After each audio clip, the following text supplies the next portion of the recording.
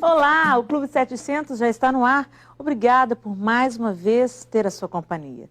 Eu sou Helena Tanuri e te convido a ficar comigo durante a próxima meia hora, porque veremos histórias que vão impactar as nossas vidas. O poder transformador do perdão. Carol Johnson conduz à vida o homem que quase destruiu a sua história. Logo após, ele ergueu a cabeça e me disse, diretamente nos olhos, me desculpe. O fim de uma escravidão. Susan Wack fala da restauração da sua vida após o aborto, a depressão e seguidas tentativas de suicídio. Eu fui salva. Eu fiquei completamente limpa. Eu me livrei de toda a sujeira do meu passado. E você ainda assiste o grupo Diante do Trono, com a música Rei dos Reis. Só aqui no Clube 700.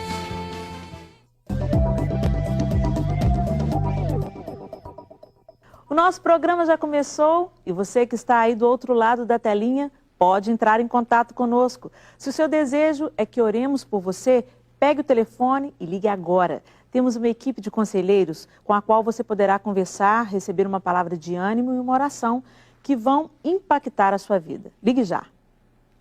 A doce face do perdão. Eu te convido a assistir a história de Carol Johnson, uma mulher que perdeu sua filha, mas não o poder de transformar a vida do homem que a assassinou. Esse depoimento de amor é o que você vê agora. Ela foi baleada 3 vezes com uma arma de calibre grande. E os primeiros 2 tiros não a mataram.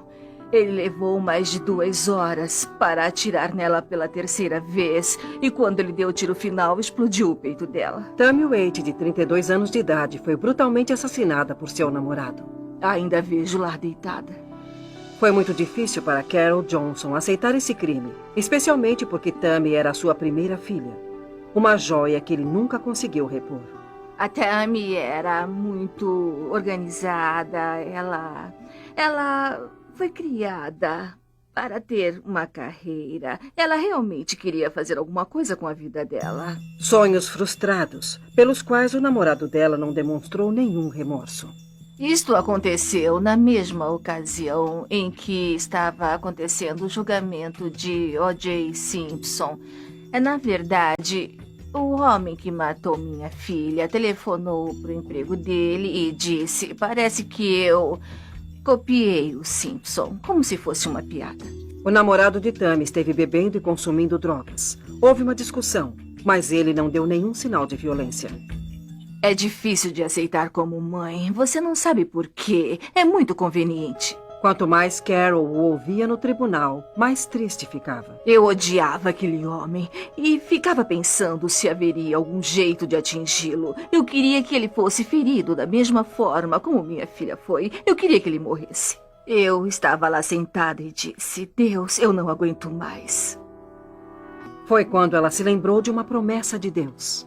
O Senhor prometeu que nunca me daria mais do que eu pudesse suportar. E eu disse: eu estou me apoiando nessa palavra, eu não suporto isto. E em seguida eu senti aquele anjo imenso atrás de mim. Então eu disse: oh, Jesus, o Senhor me mandou um anjo. Posso ficar com ele? E ele disse: claro, em meu espírito ele disse: enquanto você necessitar dele, ele estará ao seu lado. A atitude de Carol com respeito ao assassino de Tammy começou a mudar. Ela notou nele um caminhar sem firmeza e começou a orar. Eu ainda não queria, mas no instante que fiz aquele compromisso e me dispus, em meu coração foi como se um peso tivesse saído de mim. Eu disse: toque-o, sare o pé dele e faça com que ele saiba que está tudo bem. E naquele instante eu soube que algo havia começado dentro de mim. Um espírito tinha começado a crescer dentro de mim. Foi o início do perdão. Uma viagem que levaria tempo e atitude da parte de Carol para se completar. O julgamento finalmente chegou ao final e o namorado de Tammy foi condenado a somente 14 anos de prisão. Para Carol, foi quando realmente começou a tristeza. Eu entrei em uma depressão profunda. Muitas vezes eu nem me vestia. Eu não atendia o telefone e não queria que ninguém entrasse no meu quarto. Carol só queria falar com uma pessoa, Deus. Depois de 6 meses, ela descobriu o que ele queria que ela fizesse. Ele me disse, eu quero que você vá às cadeias e prisões e quero que diga a todos os presidiários só 2 coisas. A primeira coisa, diga a eles que eu os amo. Não importa o que eles tenham feito, eu os amo. E a segunda coisa que quero que diga a eles é que você os ama. Não foi fácil, mas Carol concordou e se tornou a capelã da prisão local. Com a ajuda de Deus, ela dirigiu seu amor aos presidiários e, aos poucos, sua depressão desapareceu. Então Carol fez algo que jamais imaginou que pudesse fazer. Ela visitou o homem que assassinou sua filha. Sua missão? Perdoá-lo frente a frente. Ele estava de cabeça baixada e não olhava para mim. Não olhava nos meus olhos de jeito nenhum. Ele esperava que Carol o questionasse e repreendesse. Ao contrário, ela apenas perguntou como ele estava. Logo após, ele ergueu a cabeça e me disse, diretamente nos olhos, me desculpe. E ao final eu pedi a ele, você me faria somente um favor? Se por acaso um dia você se encontrar numa posição onde você esteja prestes a morrer, sabe, seja por violência na prisão ou por doença, poderia então pedir que Jesus entre no seu coração e lhe perdoe? Apenas alguns meses mais tarde, o homem que assassinou Tammy Waite morreu na prisão de uma doença misteriosa. Eu comecei a chorar, me preocupando com ele, porque ninguém estava triste por ele. E foi quando eu vivenciei o maior amor de Deus que eu já senti na minha vida. E foi quando eu me preocupei com o homem que assassinou minha filha. Carol soube que antes dele morrer, ele fez exatamente como ela disse e pediu que Jesus entrasse em seu coração. Finalmente, a longa jornada ao perdão havia chegado a um final. O perdão é a coisa mais poderosa que nós temos. Você nunca esquece a dor. Mas mesmo assim, você agradece por Deus ter lhe dado o perdão. E quando você perdoa os outros, isso te conforta. Quando você chega a Deus e tem aquele momento em que diz, não aguento mais isto, não sei o que há de errado comigo. É quando ele diz, você sabe perdoar, perdoe, porque isso cura. É a única forma de você ser curada. Linda história. Existe um verso bíblico que diz, vinde a mim os que estão cansados e sobrecarregados, e eu os aliviarei. Quem proferiu essas palavras foi Jesus Cristo. Carol experimentou esse alívio no momento em que permitiu que o amor dele enchesse o seu coração. A partir de então, seus sentimentos e emoções foram restaurados e ela foi capaz de fazer o impensável, perdoar aquele que tirou o seu bem mais precioso. Talvez você também esteja vivendo uma situação dolorosa de angústia e de tristeza. Talvez esteja cansado e sobrecarregado. Mas eu quero te dizer que há esperança.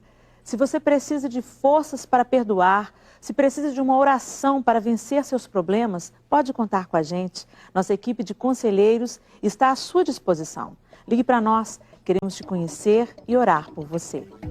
E daqui a pouco, escrava do aborto, da depressão e de sentimentos suicidas, Susan Walk conta sobre as correntes que aprendiam e foram quebradas. Já, já.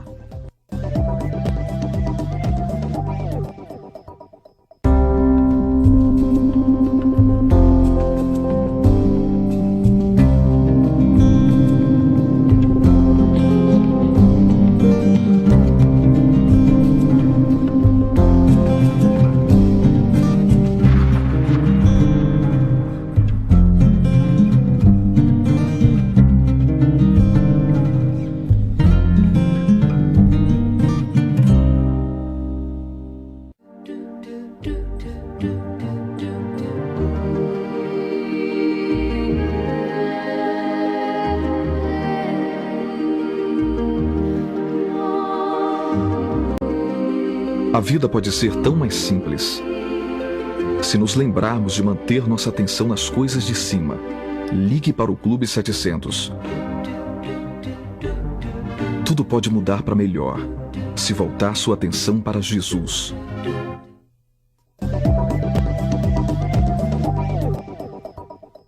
O Clube 700 está de volta e este programa é feito pensando em você. Aqui exibimos histórias de pessoas do mundo inteiro que passaram por grandes desafios, mas deram a volta por cima. Se você também tem vivido em meio a desafios, se está passando por um período difícil em sua vida, ligue para nós. Queremos orar por você e te fortalecer para que também alcance a vitória. Nos dias de hoje, vários assuntos polêmicos são discutidos na mídia. Um deles é o aborto. No depoimento a seguir, você irá conhecer Susan Walk, uma mulher que passou por essa experiência e vem nos contar como foi sua vida desde então. Vamos ver. Eu fiquei muito zangada com Deus. Eu blasfemei dizendo, se Deus existe, não o servirei jamais. Se ele deixou isso acontecer comigo, como pode existir um Deus?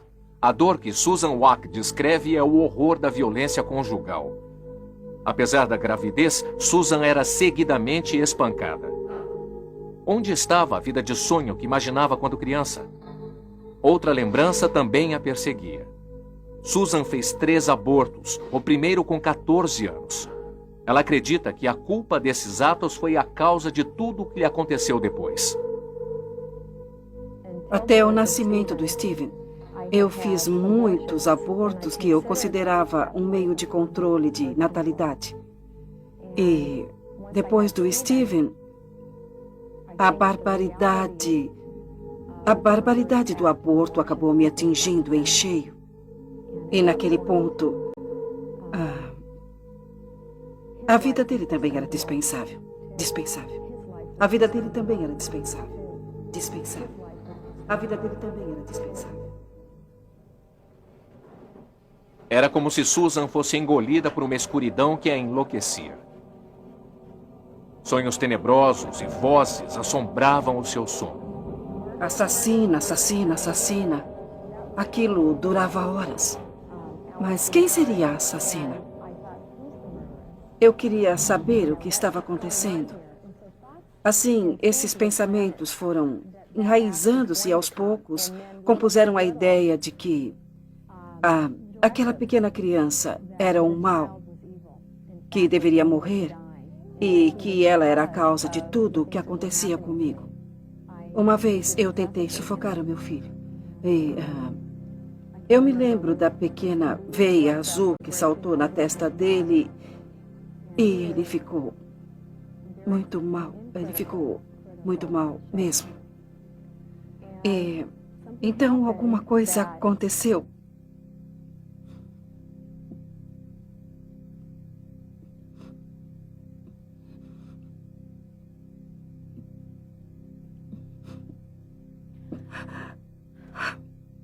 Aquilo foi um milagre, como se a mão de Deus protegesse aquela criança desde o começo. Como meu filho era precioso para Deus. Porque a mamadeira que eu tentei engasgá-lo no berço, a mamadeira acabou estourando. E então o leite derramou todo e eu parei. E eu fiquei tão espantada, eu não sabia o que estava acontecendo, que eu não parava de dizer, meu Deus, o que foi que eu fiz? Eu compreendi o que estava fazendo e depois disso eu ouvi as vozes dizerem, você falhou. Agora é olho por olho e dente por dente. Naquele dia, o mal tomou conta de Susan de um modo que ninguém imagina. Ela ficou obcecada pela morte e determinada a se matar. Eu estava determinada a me matar naquele dia. Eu não era alguém pedindo socorro ao serviço de ajuda aos suicidas. Eu achava que merecia morrer. E havia aquela coisa me acusando de assassina, me tentando, me acusando o tempo todo. Eu cheguei até a comprar uma corda e um peso. 11 tentativas de suicídio durante um mesmo ano. Susan bateu o carro em alta velocidade, abrindo a cabeça. Cortou os pulsos, bebeu veneno, tomou overdose de aspirina. Cada ato era extremamente planejado. Era como se eu recebesse uma ordem, que eu cumpria sem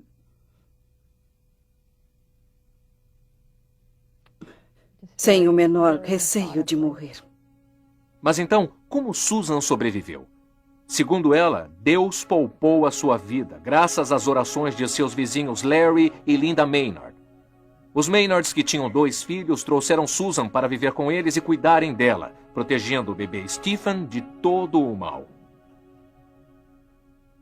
Eu a vigiava toda hora. No café da manhã, líamos as escrituras para ela e meu marido sentava-se com ela no sofá e continuava a leitura, tentando explicar que aquilo não era o fim para ela. Tudo coopera para o bem daqueles que amam a Deus e atendem seu chamado. Foi a primeira leitura que Larry Maynard fez para mim. Eu tive vontade de responder, mas você é o quê? É tolo? Ficou maluco? Você não percebe o que está acontecendo? Nada vai me ajudar. O tempo passou e os Maynards continuavam cuidando de Susan e orando por ela, até que um dia Linda perguntou a Susan se ela aceitava Jesus Cristo como seu Salvador. Mesmo mergulhada naquele mal, eu ainda tinha meu livre-arbítrio. E a pouca força que eu tinha, a força que estava escondida bem dentro de mim, respondeu sim a uma simples oração. Daquele dia em diante, as tentativas de suicídio cessaram. Logo depois, os Maynards se mudaram. A batalha de Susan prosseguiu por mais 4 anos. Ela se divorciou, mas o amor a Deus que experimentara na casa dos Maynards nunca a deixou. Aquele amor foi como água divina. O pecado sujo, os atos feios, as tentativas brutais. Eu fui perdoada. E eu fui salva. Eu fiquei completamente limpa. Eu me livrei de toda a sujeira do meu passado. Hoje, Susan é a feliz esposa de Lawrence. Seu filho Stephen adora surfar. Lawrence diz que ouvir o que Susan sofreu é como ouvir a história de outra pessoa. O mais incrível é que Susan pensa da mesma maneira. É como se eu estivesse vendo um filme de terror ou escutando uma amiga querida contar os detalhes de uma tragédia que tinha acontecido com ela. Mas Deus me transformou de tal maneira que eu não sou mais aquela pessoa. Sabe, aquela pessoa não existe mais. E eu sei que foi Jesus quem fez isso. Ninguém além dele pode libertar da escravidão. Acho fantástico vê-la depois desses 14 anos, completamente transformada. E não só isso, mas também divulgando a palavra de Deus, a graça, o milagre divino. Eu mal posso acreditar nisso. O Senhor me protegeu. Foi um milagre que eu não sei explicar. A única explicação é que Ele tinha um propósito, que era permitir que eu vivesse para contar a todos que Ele existe. É isso mesmo, Susan. Ele existe. Quantos de nós experimentamos momentos de densas trevas antes de ver a luz, não é verdade? Susan experimentou lugares sombrios, quase matou o próprio filho e tantas vezes tentou se matar como se isso fosse a solução. Diante do desespero e da depressão, quantos aceitam essa sugestão do inferno? Eu não tenho dúvidas em afirmar que os pensamentos de morte, de tirar a própria vida, nascem no inferno. E por isso você deve resistir a eles, pois é exatamente interromper a vida o que Satanás quer. Ele deseja impedir que você conheça a Deus e passe a viver os projetos de felicidade e paz que Ele tem para você. Por isso, se pensar em morrer, em desistir, não dê ouvidos aos sussurros do mal. Antes, procure ajuda. Ligue para nós e iremos orar por você e ajudá-lo. Resista, meu querido, minha querida. Deus tem vida abundante para te conceder. Quanto ao desespero e à depressão que te angustiam, Ele também é suficiente para curar suas dores e te dar um novo propósito para viver todos os dias plenamente. Abra o seu coração para Deus e deixe que Ele trabalhe em você. Vamos orar? Ó Deus, em nome de Jesus, eu abro agora o meu coração para Ti. Tenho tido, Senhor, pensamentos de morte. Quantas vezes pensei em tirar minha própria vida, mas eu te peço agora, Deus, entra na minha vida e transforma o meu coração. Cura, Senhor, as feridas da minha alma, das minhas emoções, que tantas vezes me levam ao desespero. Eu entrego a minha vida, o meu coração para Ti e te peço, entra, Jesus, na minha vida e transforma completamente o meu modo de viver, em nome de Jesus. Amém. Você que orou comigo, procure uma igreja próxima da sua casa, um local em que a Bíblia seja ensinada e vivida. Lá você poderá obter apoio e conhecer mais sobre Deus e os propósitos que Ele tem para você. Disse Jesus: eu vim para que todos tenham vida e a tenham em abundância. E se você tem um pedido de oração, ligue para cá. Nossos conselheiros irão te atender, conversar com você e orar por sua vida.